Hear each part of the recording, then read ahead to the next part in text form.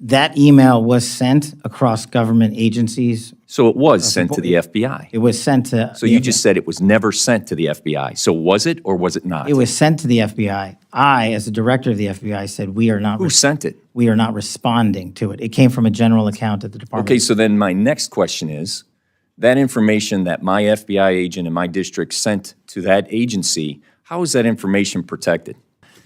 In a local situation in Maryville, Indiana, within my district, I have a high-intensity drug trafficking area, HIDA, which receives federal funding. That works with the local law enforcement. We are the crossroads of America near Chicago. The drugs that you're talking about are transported through those areas all the time. With these budget cuts, can you talk about how those HIDA and agencies will be funded?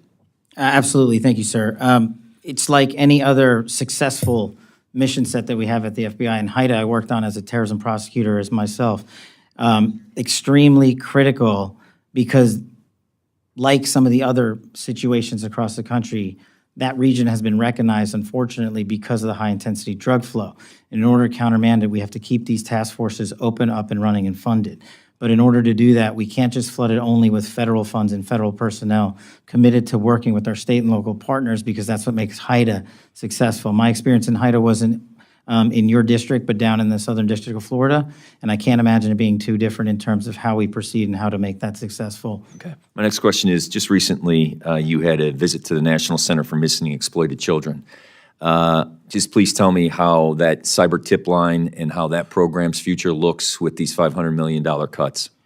We actually partner wonderfully with NCMEC, and we've committed to allowing our FBI employees to remain there no matter what. We will find a way to fill that mission set, even if, even under the most austere of budget cuts, because what they do is exceptional. If people don't know, they need to go there and see it. It's right in Arlington, Virginia. They find missing children from 5, 10, 15, 20, 30 years ago, and they provide treatment to those that have been abused. Okay. And so you have my commitment, sir, that we'll do it. I appreciate that. And according to the domestic terrorism operations sections, the internal tagging system used to track domestic terrorism investigations was eliminated, and the staff of 16 was reduced. Can you tell me that future and where you hold that program? Sir, if I may, can I get back to you on that in writing, because I'm not familiar with that off my head. Then in your written testimony, you had talked about cybersecurity. I'm going to tie two things together. The FBI agents, are they still currently at the end of every week emailing the 5 things that they've accomplished? I'm glad you raised that point, sir. We never did that. I stopped the that. FBI agents were never asked to put in their goals in which they accomplished? The reason why I say that is because I had a specific conversation at a retirement party of a chief from an agent who expressed to me that after he had chased a car down 8094 who had stabbed a family member, and he left his home and was able to prevent that individual from killing someone else because it was cross state lines, that he had to go back, and then that next day was told he had to fill out his emails of what he accomplished. That email was sent across government agencies. So it was sent to the FBI. It was sent to. So you just said it was never sent to the FBI. So was it or was it not? It was sent to the FBI. I, as the director of the FBI, said we are not. Who sent it? We are not responding to it. It came from a general account at the department. Okay, so then my next question is, that information that my FBI agent in my district sent to that agency, how is that information protected? I'm sorry, are you saying the agent responded to that email? Are you saying they did not? I told the workforce not to. But you just told me that they received the email. We did. So without this, let's just assume that they did. Where did that information go, and how is it protected? That information would have only been sent to their immediate supervisor, and every supervisor in the Bureau was told if they received any such information, it is not to be actioned in any way. So what happened with that information with the supervisors?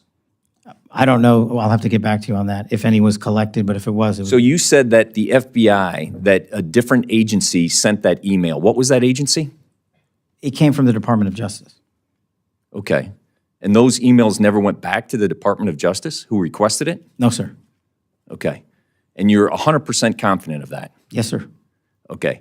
The information that the supervisors had from those agents, where did that go? That should not have been transmitted anywhere. We got on top of it fast enough where I believe, and Because you thought it was wrong?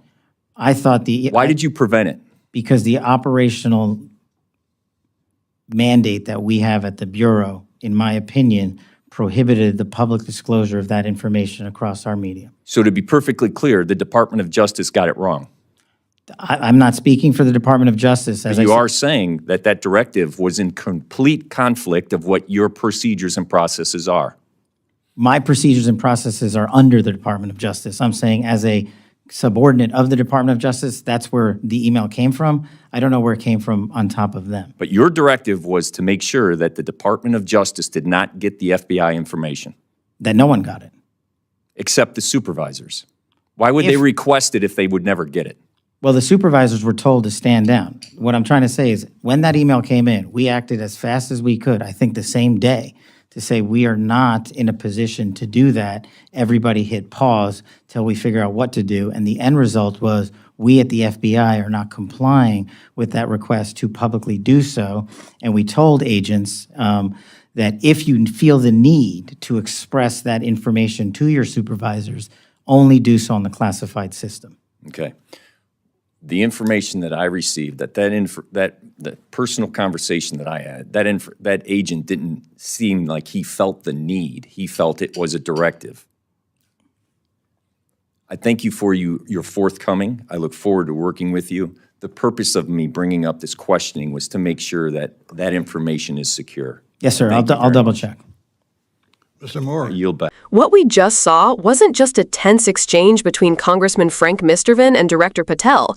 It was a rare moment that peeled back the curtain on how the FBI and the Department of Justice communicate, and more importantly, how miscommunication inside these powerful institutions can shake the very foundations of public trust.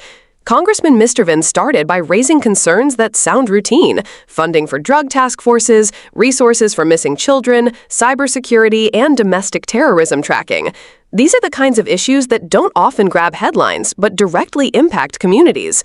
But then the conversation shifted, and it shifted into something far more alarming.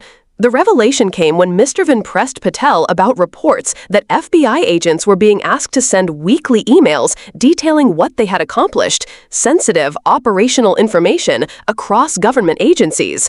Now, to most people, that might sound like simple reporting or accountability, but for anyone who understands law enforcement, this is a huge red flag. We're not talking about harmless performance reviews. We're talking about potentially classified details of ongoing investigations, about operational tactics, about the kind of information that, if mishandled, could jeopardize cases, endanger lives, and compromise national security.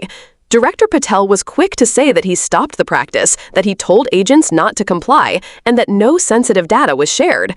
But Congressman Mrvan cut through all the vague assurances with one simple, piercing question: who sent it? That question strikes at the heart of the issue. Because if an email request of that magnitude came from the Department of Justice, we're left with unsettling possibilities. Was it an innocent misstep, a bureaucratic blunder, or was it something more intentional, a deliberate attempt to gain access to sensitive FBI activity? And here's where this gets even more serious.